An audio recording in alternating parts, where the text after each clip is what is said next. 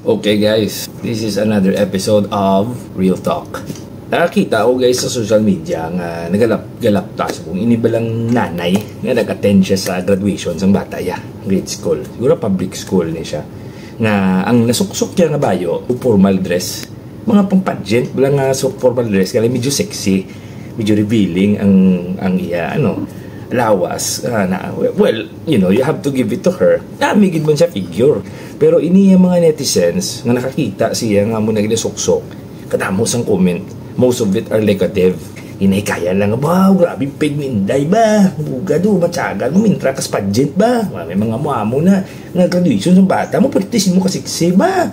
Dulain na dayang imo kadto ha, may mga, mga puro negative lang ang mga criticisms. Do padayaw mo ni muna.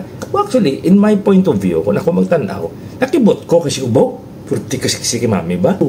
Grabe figure siksi. Dugaram pa. Actually, tuod, kung lang tahon mo, matulo ka gid man kasi mo grabe to ng bayo. Kasiksi, karibiling, puti pa. Puga stand out gid siya. Wala ko bitod ka, sunod ko na, dala ko bata ko, katulog ko, ako gabi ka sunod siya mga.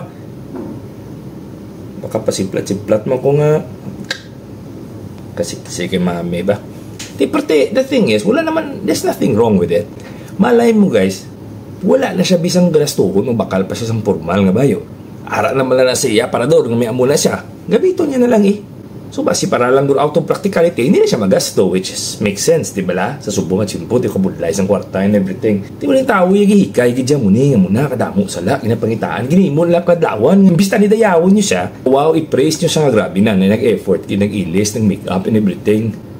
Kung nakita mong dalasang bata, sus manisip, tingala kung muna katindog pa tong bata, mayo, pero tika na mong medal sa liog. Pero tina itong burok bugat.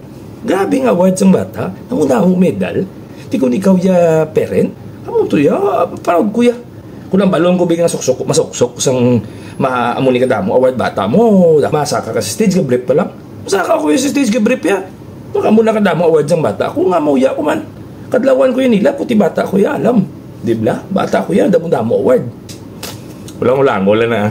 But if you come to think of it, mo na, imbis ka tani ba lang i-uplift ng tao, hindi tayo maghikay, hindi paputungon panaog. Tungod ka grabe ka bunga, ba ti ano ko na muna isuksok ya.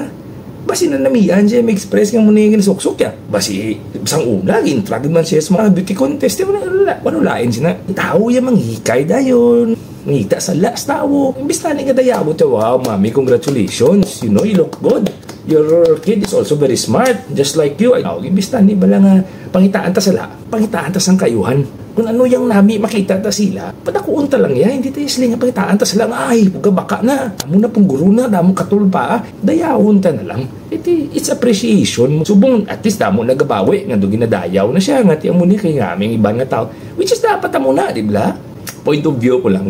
Good vibes ng tanan guys And once again, this is Sad Funker. Like, comment, follow. Kung pwede ka share pa ikamusta sa mga posts ko. And have a blessed Holy Week ahead of you guys. Stay safe.